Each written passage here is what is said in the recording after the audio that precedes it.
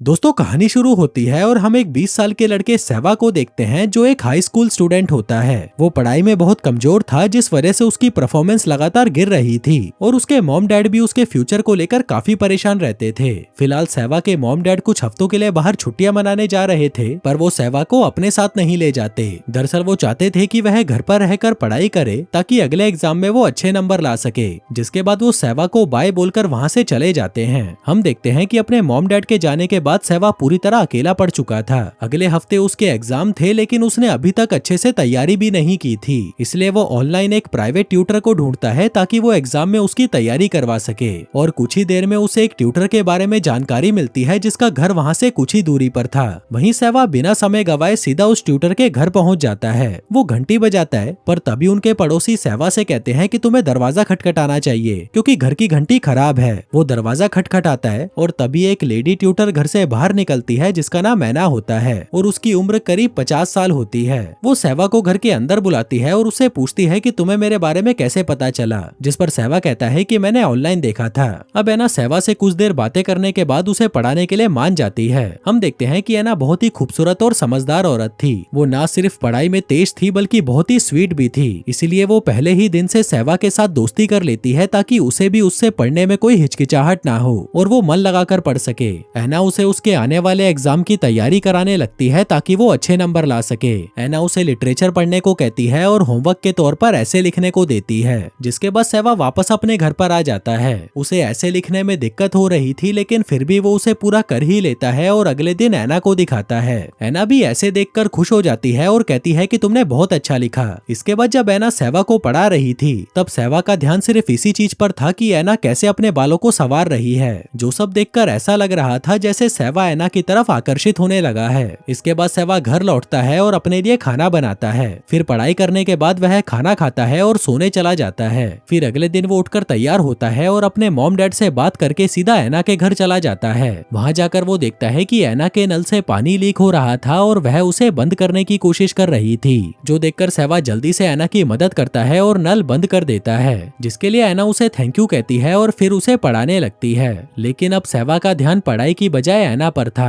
पहले तो वो उसे सिर्फ एक टीचर के रूप में देखता था, लेकिन अब वो ऐना की तरफ बहुत ज्यादा आकर्षित होने लगा था। वो अब ट्यूशन सिर्फ पढ़ाई के लिए नहीं बल्कि ऐना के साथ समय बिताने के लिए आता था। उसका ध्यान पढ़ाई से हटकर ऐना की बातों में था और वह उसकी छोटी छोटी चीजों को नोटिस करने लगा था, जैसे ऐना उसे कैसे समझाती है, वो कैसे गुस्सा करती है, कैसे हंसती है और कैसे उसकी छोटी छोटी गलतियों को नजरअंदाज कर देती है। उधर धीरे धीरे ऐना भी सेवा की तरफ आकर्षित होने लगी थी और वो भी पढ़ाते समय अक्सर उसे ही देखती रहती थी। फिर एक दिन ऐना की बड़ी बहन उसे अपने बेटे की बर्थडे पार्टी में बुलाती है। ऐना जब वहाँ पर पहुँचती है तो उसकी बहन उसे एक आदमी से मिलवाती है जिसका नाम जॉन था, जो काफी अच्छा इंसान था। ऐना की बहन चाहती थी कि वो जॉन से शादी कर ले। उधर जॉन भी ऐना को पसंद करता था और उसके साथ डेट पर जाना चाहता था, लेकिन ऐना को शादी में कोई इंटरेस्ट नहीं था, इसलिए वो जॉन से माफी मांगकर वहाँ से चली जाती है। फिर अगले दिन जब सेवा ऐना के घर पहुँचता है तब वह देखता है कि घर का दरवाजा खुला हुआ है। वो धीरे धीरे घर के अंदर आता है और एक कमरे का दरवाजा खुला हुआ देखता है। वो जैसे ही उस कमरे में झांकता है तो वहाँ पर ऐना होती है जो अपने कपड़े बदल रही थी। फिर वो जल्दी से अपने कपड़े पहनकर बाहर आती है और सेवा को पढ़ाने लगती है, लेकिन हर बार की तरह इस बार भी सेवा का ध्यान पढ़ाई से हटकर सिर्फ ऐना की तरफ था। हम देखते हैं कि उस दिन के बाद से सेवा ऐना के घर पर आने के बहाने ढूंढने लगा था और कभी कभी तो वो ज्यादा पढ़ाई करने का नाटक करके ऐना के पास देर से रुकने की कोशिश करता था।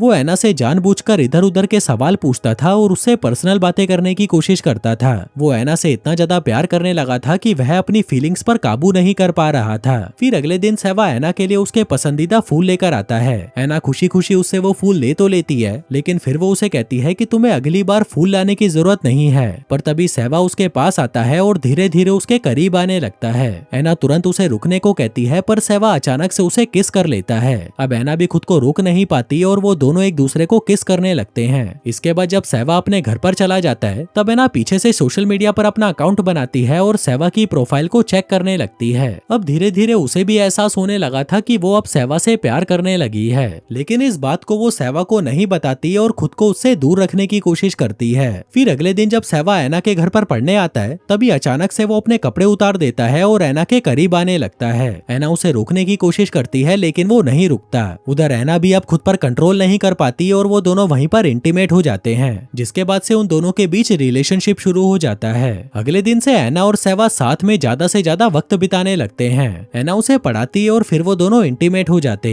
उधर सेवा के मॉम डैड अभी भी घर नहीं लौटे थे, इसलिए सेवा भी पूरे दिन एना के घर पर ही रहता था। फिर एक दिन जब एना शॉपिंग करके अपने घर लौटती है और अपने फ्लैट में जाने के लिए लिफ्ट लेती है तो उसकी मुलाकात अपने नए पड़ोसी एडम से होती है। एडम उससे बात करने की कोशिश करता है और उससे फ्लर्ट करने लगता है, लेकिन एना उसे इग्नोर करके वहाँ से चली जाती है। इसके बाद सेवा एना के पास आता है और वो दोनों फिर से इंटीमेट हो जाते हैं। अब जैसे जैसे वक्त बीतता है सेवा को एहसास होने लगता है कि वो एना से बहुत प्यार करता है और उसके बिना नहीं रह सकता। फिर उसी रात सेवा अपने दोस्तों के साथ अपने घर पर एक पार्टी रखता है जहाँ उसके कई दोस्त मौजूद थे। उसके दोस्त यहाँ पर शराब पी रहे थे और अपनी अपनी गर्लफ्रेंड्स के साथ इंटीमेट हो रहे थे, लेकिन सेवा वहाँ अकेला बैठा होता है। वह देखता है कि उसकी एक क्लासमेट लगातार उसे घूर रही होती है। तभी उसके दोस्त उससे कहते हैं कि शायद ये लड़की तुम्हें पसंद करती है, लेकिन सेवा उनकी बातों पर ध्यान नहीं देता। हालांकि कुछ देर बाद वो भी उस लड़की को घूरने लगता है और उसे पसंद करने लगता है। इसके बाद सभी दोस्त एक गेम खेलने लगते हैं। सेवा नशे में होता है और गेम खेलते खेलते वो उस लड़की के साथ कमरे में चला जाता है, जिसके बाद वो दोनों वहीं पर इंटीमेट हो जाते हैं। फिर अगली सुबह जब सेवा की आंख खुलती है तो वह अपने बिस्तर पर उस लड़की को देखता है, जो देखकर उसे बहुत बुरा लगता है। वो सोचने लगता है कि उसने एना को धोखा दिया है।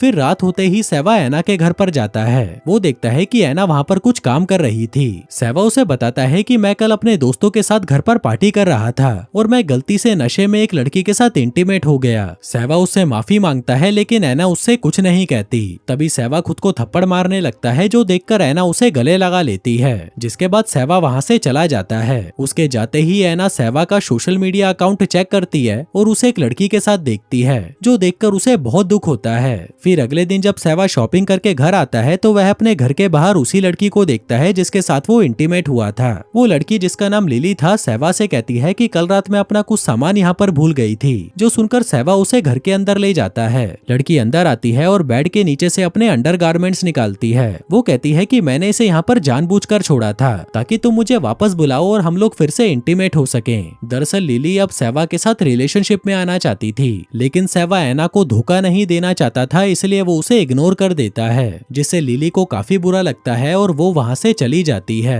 फिर रात में सेवा एना के घर पर आता है, जहाँ उसने एक खूबसूरत सी ड्रेस पहनी होती है। साथ ही उसने सेवा के लिए बहुत ही स्वादिष्ट खाना बनाया होता है। वो दोनों साथ में खाना खाते हैं और फिर बाहर घूमने निकल जाते हैं। वो दोनों हाथ पकड़कर चल रहे होते हैं, लेकिन जैसे ही कोई सामने से गुजरता है एना उसका हाथ छोड़ देती है, क्योंकि वह उससे उम्र में बड़ी थी और उसे डर था कि लोग उनका मजाक उड़ाएंगे, जो देखकर सेवा को काफी बुरा लगता है। पर तभी रास्ते में एना उसे किस कर लेती है, जिसके बाद वो दोनों घर लौटते हैं और फिर से इंटीमेट होने लगते हैं। आगे जब सेवा वहाँ से घर जाने के लिए बाहर निकलता है तभी उसे वहाँ पर लिली मिल जाती है। सेवा उससे कुछ देर बात करता है और फिर वो दोनों साथ में चले जाते हैं। उधर एना भी खिड़की से उन दोनों को देख रही थी और उसे बहुत जलन हो रही थी। फिर अगले दिन एना छुपकर सेवा को देखने आती है, जो अपने दोस्तों के साथ मस्ती कर रहा था। तभी सेवा भी उसे देख लेता है, लेकिन वो उसके पास नहीं जाता, क्योंकि उसे डर था कि कहीं उसके दोस्त उसका मजाक ना बना दें। फिर सेवा जब वहाँ से चला जाता है तब एना कुछ लड़कियों के पास आती है और चुपके से उनकी बातें सुनने लगती हैं। उन लड़कियों में से एक लिली भी थी, जो अपने दोस्तों को पार्टी वाली रात के बारे में बताते हुए कहती है कि उस रात तो मुझे सेवा के साथ बहुत मजा आया, जो सुनकर एना को बहुत बुरा लगता है। आगे जब एना अपने फ्लैट में जाने के लिए लिफ्ट में चढ़ती है तभी उसके पास वही उसका पड़ोसी एडम आता है, जो उस दिन उससे फ्लर्ट कर रहा था। अब एना उससे बात करने लगती है और उसे अपने कमरे में बुला लेती है। फिर कुछ देर बाद जब सेवा अपने दोस्तों से मिलने के बाद एना के घर पर जाता है तो वहाँ पर वो एडम को बाहर निकलते हुए देखता है।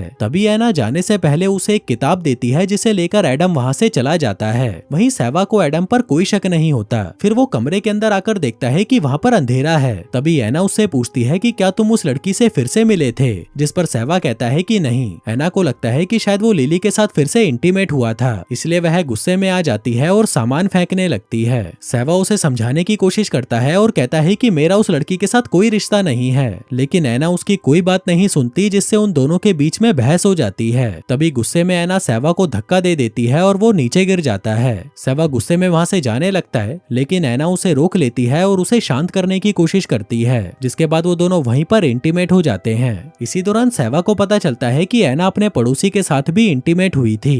दरअसल एना को लग रहा था कि सेवा उसे धोखा दे रहा है, इसलिए वो गुस्से में आकर एडम के साथ इंटीमेट हो गई। सेवा ये सुनकर बहुत गुस्सा हो जाता है। वहीं एना उससे माफी मांगती है, लेकिन सेवा उदास होकर एना के घर से बाहर निकल जाता है, जिसके बाद वो ऐना से दूर रहने का फैसला करता है क्योंकि उसे लगता है कि यही उन दोनों के लिए ठीक होगा। जिसके बाद वो खुद पर ध्यान देने और अपनी पढ़ाई पर फोकस करने का फैसला करता है। फिर कुछ दिनों बाद सेवा के मॉम डैड भी वापस घर लौट आते हैं। वो उसे देखकर बहुत खुश होते हैं और उसके लिए बहुत सारे गिफ्ट्स लेकर आते हैं, लेकिन सेवा अभी भी उदास होता है क्योंकि ऐना को भूलना उसके लिए इतना भी आसान नहीं था। वो आखिरी बार ऐना से मिलना चाहता था, इसलिए वो तुरंत उसके घर पर जाता है और देखता है कि उसके घर की हालत तो बहुत खराब है और उसका सारा सामान चारों तरफ बिखरा पड़ा है। आगे एक कमरे में वो ऐना को उदास बैठा हुआ देखता है। वहीं ऐना भी उसे ऐसे देखती है जैसे वो उसे वापस अपने पास बुला रही हो, लेकिन कहीं ना कहीं उसे भी पता था कि उनका ये रिश्ता गलत था, इसलिए वो फैसला कर लेती है कि अब से वो सेवा को आगे नहीं पढ़ाएगी। वहीं सेवा को भी इस बात का एहसास हो जाता है कि उन दोनों के बीच में जो कुछ भी चल रहा था वो गलत था, इसलिए वो ऐना को थैंक यू बोलता है और वहाँ से चला जाता है। फिर 1 साल बाद हम देखते हैं कि सेवा को कॉलेज में एडमिशन मिल चुका है। आगे जब वो अपनी एक दोस्त के साथ होता है तभी उसे दूर एक लड़की नजर आती है। सेवा को लगता है कि शायद वो ऐना है। वो उसे देखने के लिए उसके पीछे जाता है और जब वो लड़की पीछे मुड़ती है तो वह सच में ऐना ही होती है। वो दोनों एक दूसरे को देखकर मुस्कुराते हैं और फिर अपने अपने रास्ते निकल जाते हैं। और दोस्तों, इसी के साथ ही ये कहानी यहीं खत्म हो जाती है।